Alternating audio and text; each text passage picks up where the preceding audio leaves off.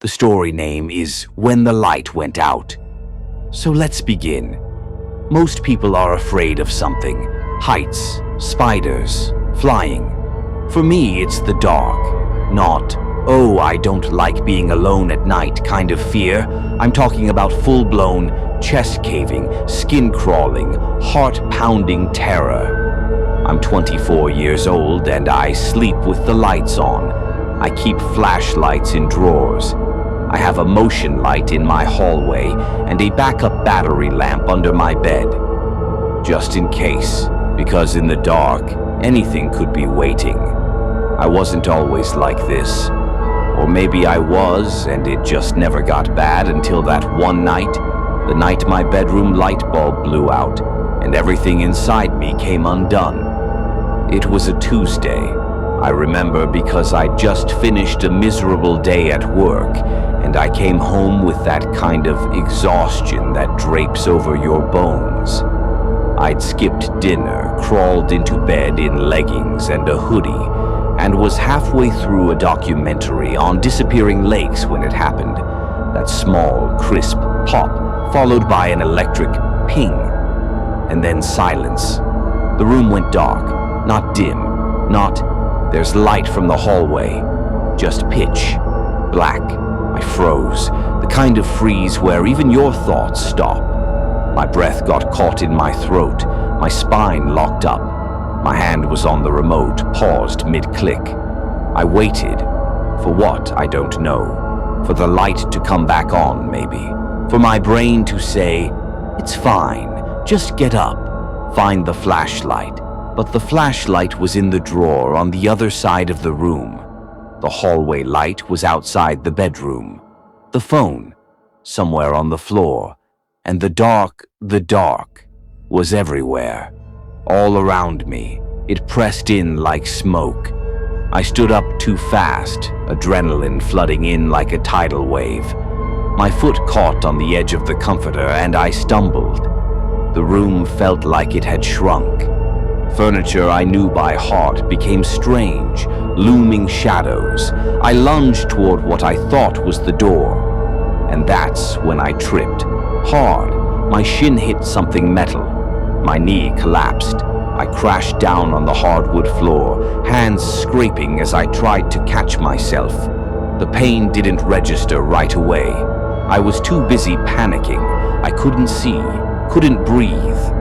Something inside me cracked, some dam that had been barely holding all the years of bottled up fear. My heart slammed in my chest, loud and fast like a drum solo. I crawled forward on hands and knees, whispering, "Get up, get up, get up." But my body wasn't listening, and the dark just kept staring. I curled up on the floor, gripping my hoodie sleeve with white knuckles. That's when the crying started. Not soft, movie-style tears. No, this was ugly. Snot, hiccups, gasping for air. My chest felt like it was being crushed in a vice. The kind of panic that eats you alive from the inside out. I wasn't even thinking clearly anymore. Just broken thoughts, fragments. This is it. I'm going to die here, in the dark, alone. It sounds ridiculous now, overly dramatic. But in that moment was my apocalypse. My primal brain had taken the wheel. Logic was gone. All that was left was survive, except there was nothing to survive. No intruder, no monster, no creature under the bed, just the absence of light. But that was enough. Because the dark doesn't have to be a thing. Sometimes it is the thing. I don't remember exactly when I passed out. Maybe the hyperventilating got to me. Maybe my body just gave up. But at some point, the panic gave way to nothingness, and I drifted into unconsciousness. The next thing I remember is my mother's voice. She was shaking my shoulders, her face a blur above me. Hey, what happened? Talk to me. Are you okay, sweetheart? It was morning.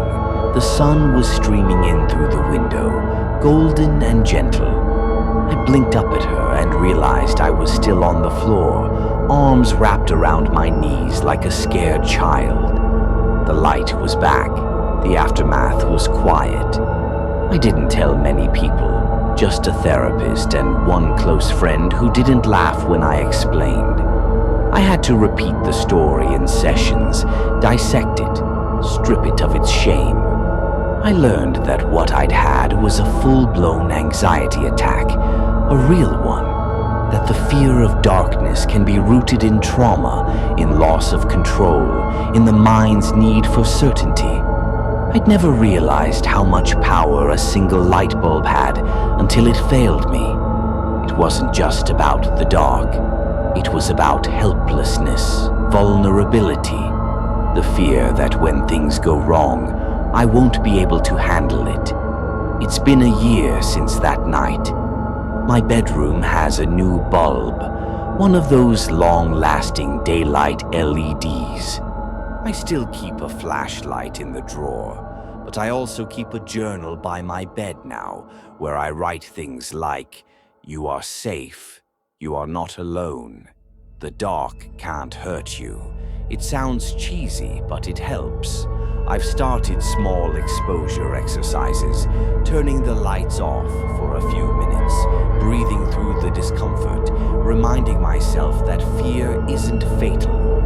And maybe, one day, I'll be able to fall asleep in total darkness. Maybe not. Either way, I'm working on it. Because fear doesn't go away by ignoring it. Sometimes the bravest thing you can do is sit in the dark, even if it's just for one more second than the day before. If you've ever felt ashamed of a fear that seems childish or irrational, you're not alone.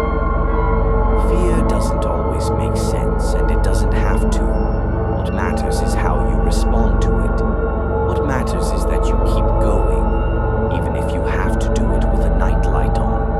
The dark may be terrifying, but you're stronger than you think.